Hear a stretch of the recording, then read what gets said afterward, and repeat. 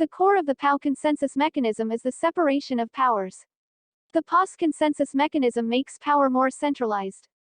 The consensus of retail investors is also a consensus. Hello everyone, I'm Leek Jun. Today, Leek Jun will talk to you about cryptocurrencies, the core advantages of the PoW consensus mechanism. This is also the reason why Dogecoin must use the PoW consensus mechanism. The most common consensus mechanisms in cryptocurrencies today are PoW and PoS. The familiar Bitcoin and Dogecoin use the PoW consensus mechanism. The current BNB and the future Ethereum 2.0 use the PoS consensus mechanism. What is PoW consensus mechanism? You can imagine us mining gold in the real world. Everyone can participate in this.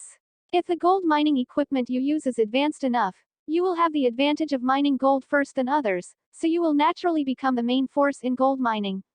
When you mine and acquire gold, you have an incidental right to help people keep track of gold transactions. Simply put, whoever mines and obtains gold has the right to keep accounts. This right does not belong to you forever, it is dynamic. What is PoS consensus mechanism? You can imagine that you have a sum of money. Then you deposit your money in the bank, and the bank pays you interest. Everyone can participate in this.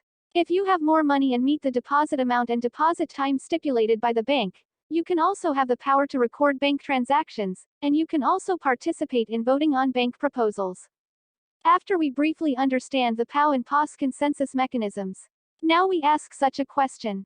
In the PoW and PoS consensus mechanisms, who is the rule maker, project party? Who is the rule enforcer, node?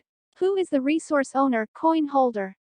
In the PoW consensus mechanism, it is obvious that the rule maker is the founder, such as Satoshi Nakamoto.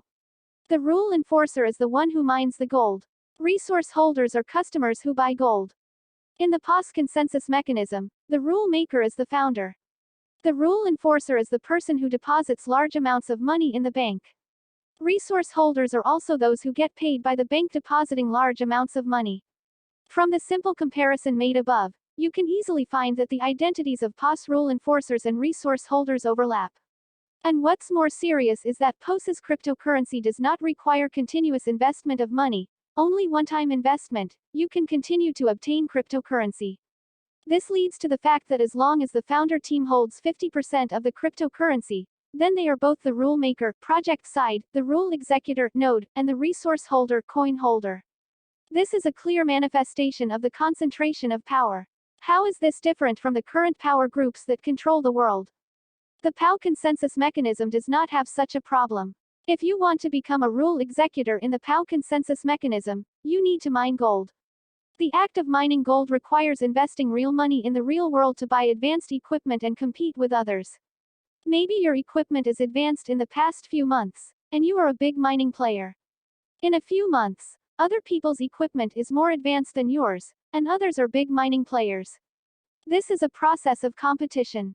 The mined gold itself also includes equipment, electricity, labor and other costs. No matter how rich you are, you can't invest all the time, you still need to recover the cost and make a profit to continue mining gold. This has to make you sell some of the gold you dug up. Therefore, it is impossible for large mining owners to become resource holders, coin holders. So to summarize, the most fundamental core difference between PoW and PoS is: in order to become a rule enforcer, PoW needs to continuously invest real costs, and the obtained cryptocurrency cannot be hoarded for a long time. In order to become a rule enforcer, PoS only needs to invest a large amount of money at one time to obtain a large number of tokens, and it does not require continuous investment to obtain a steady stream of cryptocurrencies. We can clearly feel from real life that people who work hard and have the ability to earn income returns are not as high as those who have reinvested a lot of social wealth. Why does this result occur? To put it simply, it is actually the rate of return of assets, which has already exceeded the rate of return of labor. Holders of social wealth can make money at zero cost, while those who do not control social wealth have almost no wealth after deducting various expenses. There is no increment. What are the reasons for this class solidification and the Matthew effect? In fact, the makers and executors of those social rules have become people who have mastered a lot of social resources.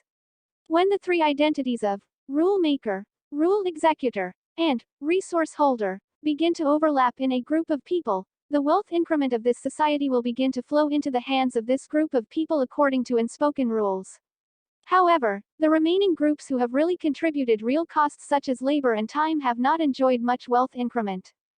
Did you find out? When resource holders can monopolize the system to increase wealth and income in accordance with the rules and without cost, the latecomers will lose their fighting spirit, and the early winners will also escape the system. Because when the latecomers find that they have spent such a high expenditure and the benefits are not as high as those of the resource holders, they will naturally not do these low-profit things again, but choose to either escape or overthrow.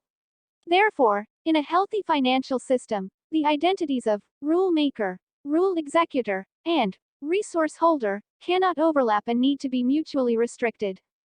Therefore, the PoW consensus mechanism separates the identities of rule maker, rule executor, and resource holder, allowing them to check and balance each other, and realize the separation of powers in cryptocurrency.